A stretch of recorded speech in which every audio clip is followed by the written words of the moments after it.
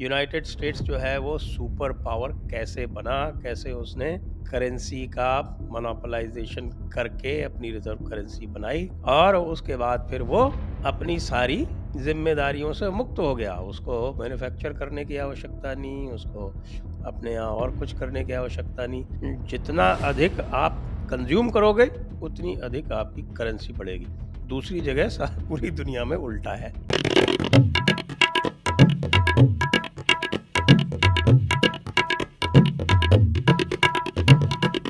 तो super power बनने के लिए मेरे विचार से 3 और आवश्यकताएँ हैं और वो है फार्मा, आर्म्स और एनर्जी। इनमें से एक भी नहीं होगी तो भारत तो नहीं बन सकता सुपर पावर। और अब आगे जो आप कह रहे हैं कि मल्टीपोलर दुनिया होगी, तो उस मल्टीपोलर दुनिया में ये सारी चीज़ें कैसे आगे आएँगी? पिछली बार तो हमने करेंसी के बारे में काफ़ी विस्तार से बात की थी, तो उसको आप थोड़ा-सा सम अप कर देंगे और उसके बाद जो बाकी 3 चीज़ें हैं उनके ऊपर चलेंगे। बिल्कुल।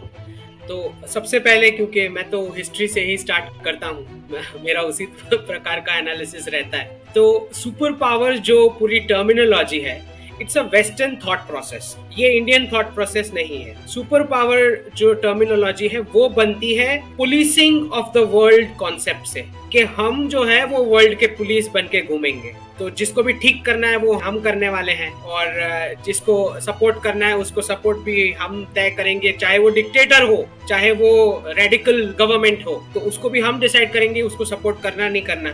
फिर हम वैल्यूज साइड पे रख देंगे, तो हमारी मर्जी के हिसाब से एक रूल्स बेस्ड, अगर आप पूछेंगे किसके रूल्स, तो उसी के रूल्स, और उसी के लिए सारी संस्थाएं भी बनी थी। और वो करेंसी का, रिजर्व करेंसी का जो वेपनाइजेशन भी उसी हिसाब से, वो चाहे जो उसको सैंक्शन कर देंगे, वो चाहे उनके रिजर्व्स सीज कर लेंगे, जिनको चाहे वो बेल आउट कर लेंगे, जिनको चाहे वो आर्म्स मुफ्त में देंगे, जिनको चाहेंगे वो एड मुफ्त में देंगे। तो ये पूरा सुपर पावर का जो कॉन्सेप्ट है वो इनसिक्योरिटी बेस और मिलिट्री माइट इम्पोजिशन जिसे हम बोलते हैं। और एक बहुत ही हमारे जितने भी हमारे हिस्टोरिकल रेफरेंसेस रहे हैं एंशिएंट इंडिया के, जिसमें मेरा मानना है कि एक होता है शास्त्र और दूसरा होता है शस्त्र। तो शस्त्र जो होता है वो होता है एक्सटर्नल सिक्योरिटी के लिए, और शास्त्र जिसे हम बोलते हैं, करिकुलम और हिस्ट्री जो बोलते हैं, वो होता है इंटरनल सिक्योरिटी के लिए। तो आपके इंस्टीट्यूशंस उसी हिसाब से बनेंगे जिसमें शास्त्रार्थ हो, तो आपको इंटरनल सिक्योरिटी के लिए वेपन्स की कोई जरूरत नहीं है। लेकिन अगर आपकी हिस्ट्री डिस्टॉर्ट हुई पड़ी हो और आपका करिकुलम कहीं और ही घूम रहा है जिसका ठिकाना ना हो, तो फिर आपको इंटरनल सिक्योरिटी के लिए भी वेपन्स की जरूरत पड़ती है। तो शास्त्र और शस्त्र का इस तरह से चलता है। पूरा एक लेफ्टिस्ट टेक ओवर था जिसकी वजह से करिकुलम पूरा डिस्टॉर्टेड है, और पूरे हिस्टोरिकल रेफरेंसेस जहाँ पे बोला जाता है कि सत्य और अहिंसा इज द ओनली 2 थिंग्स, तो जो शास्त्र धर्म वाला पोर्शन है वो तो पूरा ही गायब है। तो एक हमारा जो कॉन्सेप्ट है वो है विश्व गुरु वाला कॉन्सेप्ट, जिसमें अगर जरूरत पड़ती है तो हम परशुराम वाला रोल भी ले लेते हैं। तो सुपर पावर को बराबर से ठीक करना भी हमें आना चाहिए विथ हार्ड पावर। तो इसके लिए हम देखेंगे कि हमारी एंशिएंट हिस्ट्री में हम ये बोलते हैं कि अगर हम इतने ही अच्छे थे, मतलब 1700 years if we were having such a huge economy, इतने रिच थे, तो फिर हम हार कैसे गए? ये क्वेश्चन उठता है कि इन्वेडर्स कैसे मतलब हमको हरा दिए। अगर हम इतने टैलेंटेड थे, इतने रिच इकोनॉमी थे, तो क्या प्रॉब्लम हुआ? तो दर्शकों को ये जानना जरूरी है कि we lost out not because we were weak, we lost out because we were modern. क्योंकि हमारी जनपद स्ट्रक्चर इतनी मॉडर्न हो चुकी थी कि हर एक किंग को, एक एक जनपद को इतनी ज्यादा छूट और ऑटोनॉमी दे दी गई कि डिफेंस पावर जो था, जिसे हम हार्ड पावर बोलते हैं, वो कभी दिल्ली में या सेंट्रलाइज नहीं हो पाया। तो हर एक राजा के इंडिविजुअल डिफेंसेस थे, जिसको इन्वेडर्स ने बहुत ही अच्छे से एक्सप्लॉइट किया, बिकॉज क्योंकि उनके पास जो गवर्नेंस का स्ट्रक्चर था वो नेशन स्टेट वाला बहुत ही प्रिमिटिव स्ट्रक्चर था। तो हम मॉडर्न थे इसलिए हार गए, कुछ ज्यादा ही छूट छाट जो हमने दे रखी थी। हम दिल्ली में सेंट्रलाइज नहीं कर पाए हार्ड पावर, जिसकी वजह से हम हारे हैं। हमें ये समझना है कि आज की पोजीशन क्या है। आज हमारे पास वो वेस्टर्न टेम्पलेट है, वेस्टर्न प्रिमिटिव नेशन स्टेट वाला फॉर्मेट है, एडवांस्ड मॉडर्न जनपद स्ट्रक्चर नहीं है। तो आज हमारा जो डिफेंस पावर है वो दिल्ली में कॉन्सेंट्रेटेड और सेंट्रलाइज्ड है, जिसका मतलब ये होता है कि आज अगर हमारे साथ कोई बदमाशी करता है तो they will be beaten black and blue, चाहे कोई भी आ जाए। ठीक है, तो एक हो जाता है ये हार्ड पावर वाला। अब दूसरा हमारा जो कॉन्सेप्ट है जिसमें हम विश्व गुरु की बात करते हैं, तो उसकी मिनिमम रिक्वायरमेंट 3 है। जो ये बुक कल एक बुक लॉन्च हुआ है जिसमें मेरा कंक्लूडिंग चैप्टर था, Bharat as India of 2047 and its sphere of influence. तो उसके 3 एलिमेंट्स मैंने समझाए हैं। सबसे पहले चाहिए होगा री इमर्जेंस ऑफ धर्मास, तो how dharma is diagonally opposite to religions of foreign origin. एक हमें वो नैरेटिव सेट करना है।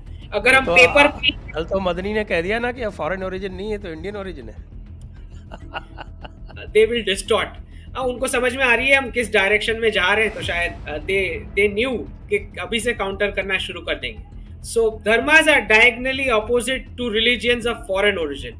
तो एक हमें, क्योंकि हम पेपर पे ही नहीं है, paper in the sense I am talking about the constitution document. जब आप वर्ड बोलते हैं स्वतंत्र, स्वतंत्र तब कहलाते हैं जब आपकी नेटिव पॉपुलेशन के धर्मास के लिए कोई स्पेस कॉन्स्टिट्यूशन डॉक्यूमेंट में हो, जो आज नहीं है, क्योंकि वो डॉक्यूमेंट पूरा वेस्टर्न एब्राहमिक टेम्पलेट के ऊपर बेस होके बना था। तो एक तो री इमर्जेंस ऑफ धर्मास सबसे बड़ा एलिमेंट है। अगर हम पेपर पे ही नहीं है तो हम एग्जिस्ट ही नहीं करते, और अगर हम एग्जिस्ट ही नहीं करते तो किसी एक ज्योग्राफी पे हमारा कोई क्लेम ही नहीं बनता है दुनिया में। आज अगर यूनाइटेड नेशंस में या कोई भी इंटरनेशनल बिजी बॉडी में धर्मास को अगर आप सेपरेट ही नहीं कर पाते from religions of foreign origin, तो आपका कोई क्लेम ही नहीं बनता है किसी पीस ऑफ ज्योग्राफी पे। तो सबसे बड़ा एलिमेंट ये है। दूसरा बड़ा एलिमेंट है री इमर्जेंस ऑफ सनातन इकोनॉमिक्स। तो सनातन इकोनॉमिक्स पे मैंने लास्ट प्रोग्राम में थोड़ा बेसिक थॉट प्रोसेस तो दे दिया था। I am working on this Sanatan economics model comprehensively, कि वापस कैसे हम वो एंशिएंट इंडिया इकोनॉमिक्स फॉर्मेट में आ सकते हैं। तो वो पूरा सेकेंड एलिमेंट है। और थर्ड एलिमेंट है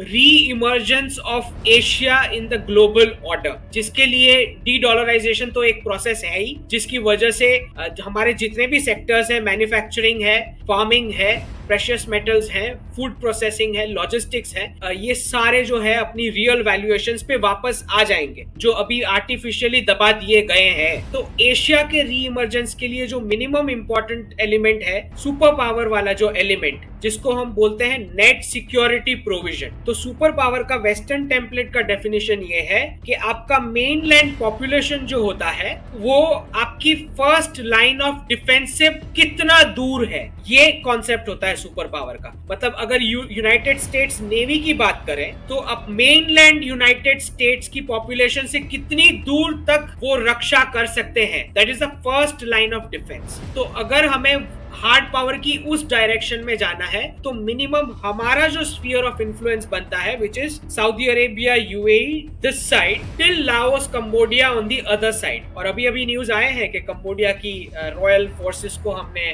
स्पेशलाइज्ड ट्रेनिंग का ऑफर दिया है, और कंबोडिया में जो हिंदू मंदिर हैं उसके रिनोवेशन और रीएस्टैब्लिशमेंट में भी कुछ हम एड करने जा रहे हैं। तो एक साइड ये हम कर रहे हैं। दूसरी साइड मेरा मानना है कि हमें लॉन्ग टर्म में ये सोचना चाहिए कि यूएई की एयरफोर्स, क्योंकि हमारे पास रफेल्स और मिराज जो है, जो यूएई की एयरफोर्स में भी है, तो एक इंटरऑपरेबिलिटी एयरफोर्स की विंग की वहां, सऊदी अरेबिया की जो लैंड फोर्सेस हैं उसके साथ इंटरऑपरेबिलिटी उस तरफ, और जो थर्ड विंग होता है नेवी वाला, क्योंकि हम चाबार पोर्ट प्रोजेक्ट कर ही रहे हैं ईरान के साथ, तो ईरानियन नेवी के साथ इंटरऑपरेबिलिटी उस तरफ। तो सऊदी अरेबिया से लेके लाओस, कंबोडिया तक का हम पूरा net security provision by distributing the entire defence capex expenditure with maximum synergy with this nations, ये हमें लॉन्ग टर्म में देखना चाहिए। तो ये हमारा हो जाता है एक मिनी सुपर पावर, जो हम बोल सकते हैं कि लाइन ऑफ डिफेंस हम हमारी मेनलैंड इंडिया कंट्री से इतना दूर तक हम एक्सटेंड कर सकते हैं। और आप देखेंगे कि मोदी जी की जो वो स्पीच थी जब वो एयरक्राफ्ट कैरियर लॉन्च कर रहे थे, तब उन्होंने एक ट्वीट भी डाला था कि विक्रांत, विहंगम, विशेष। तो वो बता रहे थे कि खाली 1-2 नहीं, हम 3-4 और ज्यादा एयरक्राफ्ट कैरियर्स कर सकते हैं और करेंगे। और बहुत सारा एक वेस्टर्न नैरेटिव चलता है कि इंडिया की तो कैपेसिटी ही नहीं है इतने एयरक्राफ्ट कैरियर्स की, और जब ये मोदी जी की ट्वीट आई और ये स्पीच आई, उसके तुरंत बाद एक बहुत बड़े डिफेंस के वेस्टर्न महानुभव लिखते हैं कि aircraft carrier is a wasteful expenditure, और उसके जस्टिफिकेशन में वो बताते हैं कि एयरक्राफ्ट कैरियर की साइज इतनी बड़ी होती है, it is vulnerable to attack. अब उनको तो काउंटर करना है क्योंकि नैरेटिव चलाना है, पर हमें ये जानना है कि अगर हम ब्लैक सी, हम मेडिटेरियन सी और साउथ चाइना सी और इंडो पैसिफिक तक अगर हमें बेड़े भेजने हैं, वहां तक के नेट सिक्योरिटी प्रोविजन का हमारा 2047 तक का अगर विजन है, तो हमें एयरक्राफ्ट कैरियर्स लगेंगे। तो इनके नैरेटिव्स चलते रहने दो जो चल रहे हैं। We are moving ahead with our 2047 vision.